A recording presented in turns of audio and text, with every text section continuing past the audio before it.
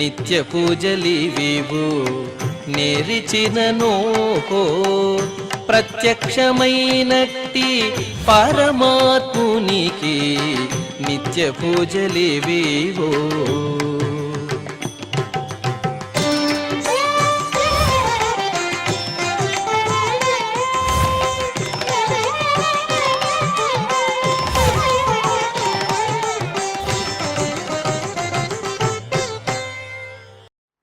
ఓం నమో వెంకటేశాయ.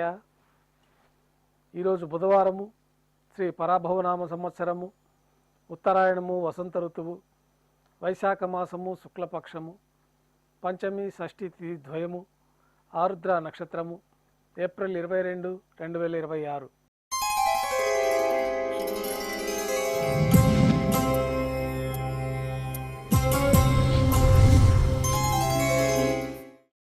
ప్రాతకాల నైవేద్యాల్లో భాగంగా అన్నప్రసాదాలు, పన్యారాలు ఘంటానాదం మధ్య శ్రీవారికి నైవేద్యంగా సమర్పించి సాతుమొర పూర్తయిన తర్వాత భక్తులని సర్వదర్శనానికి అనుమతిస్తారు. కొద్ది విరామం తర్వాత మాధ్యాహ్నిక ఆరాధనలో భాగంగా స్వామివారికి ఉత్సవమూర్తులకు ఉపచారాలు సమర్పించి అష్టోత్తర శతనామావళితో అర్చన గావించి మాధ్యాహ్నిక నైవేద్యంలో భాగంగా అన్నప్రసాదాలు స్వామివారికి నైవేద్యంగా సమర్పించి భక్తులని సర్వదర్శనానికి అనుమతిస్తారు. ఉభయ దేవేలతో శ్రీ మలయప్ప స్వామివారు బంగారు కిరిచిపైన వేయించేసి మేళతాళాలతో ఊరేగింపుగా విమాన ప్రదక్షిణంగా సంపంగి ప్రాకారంలో కల్లా కళ్యాణ మండపానికి చేరుకుంటారు. కళ్యాణోత్సవం ప్రారంభమవుతుంది. పుణ్యాహవచనము, అంకురార్పణ, రక్షాబంధనము, అగ్నిప్రతిష్ఠ, స్వామివారికి అమ్మవార్లకి కళ్యాణోత్సవం సందర్భంగా నూతన పట్టు వస్త్రాల అలంకరణ, మహాసంకల్ప పఠనం, మాంగళ్యాల పూజ, మాంగళ్యాలు స్వామివారి తరఫున అమ్మవార్లకి సమర్పణ. ఈ సందర్భంగా స్వామివారికి అమ్మవార్లకి కర్పూర నీరాజనము, విశేషమైన హోమాలతో పూర్ణాహుతి పూర్తయిన తర్వాత మాలా పరివర్తనం అనే కైంకర్యాన్ని నిర్వహించి ఉభయ దేవేరుల్ని శ్రీవారి చెంతకు చేర్చి ఈ సందర్భంగా అక్షతారోపణం అనే వైదిక కార్యక్రమాన్ని నిర్వహించి కర్పూర నీరాజనము, నైవేద్యము, తిరిగి కర్పూర నీరాజనంతో కళ్యాణోత్సవం పూర్తవుతుంది. కళ్యాణోత్సవ భక్తుల దర్శనం అనంతరం ఉభయ దేవేలతో శ్రీ మలయప్ప స్వామివారు ధ్వజస్తంభం వద్ద కల అద్దాల మండపానికి చేరుకుంటారు. ఊంజల్ సేవలో భాగంగా వేదపారాయణ నడుమ ఊంజల్ సేవ నిర్వహించి కర్పూర నీరాజన సమర్పణతోటి ఊంజల్ సేవ పూర్తి అవుతుంది. ఉభయ దేవేలతో శ్రీ మలయప్ప స్వామివారు బంగారు కిరిచిపోయిన మేళతాళాలతో ఊరేగింపుగా ఆలయం వెలుపల కల వైభవోత్సవ మండపానికి చేరుకుంటారు. ఆర్జిత బ్రహ్మోత్సవంలో భాగంగా స్వర్ణ గరుడ వాహనంపైన శ్రీ మలయప్ప స్వామివారు వేయించేస్తారు. కర్పూర నీరాజన సమర్పణతోటి స్వర్ణ గరుడ వాహన సేవ పూర్తి అవుతుంది. హనుమంత వాహనంపైన శ్రీ మలయప్ప స్వామివారు వేయించేస్తారు. కర్పూర నీరాజన సమర్పణతోటి హనుమంత వాహన సేవ పూర్తి అవుతుంది.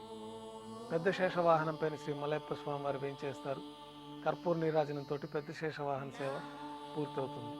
ఉభయ దేవేలతో కలిపి శ్రీ మలయప్ప స్వామివారికి కర్పూర నీరాజన సమర్పణతోటి ఆర్జిత బ్రహ్మోత్సవం పూర్తి అవుతుంది.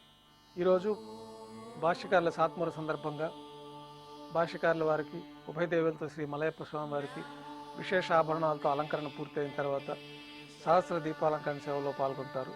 వేదం, గానం, నాదం నడుమ సహస్ర దీపాలంకరణ సేవ నిర్వహించిన తర్వాత శ్రీ భాష్యకారుల వారు ఉభయ దేవేలతో శ్రీ మలయప్ప స్వామి వారు 4 తిరువీధుల ఉత్సవం జరుపుకొని భక్తులను అనుగ్రహించి ఆలయంలోకి చేరుకుంటారు.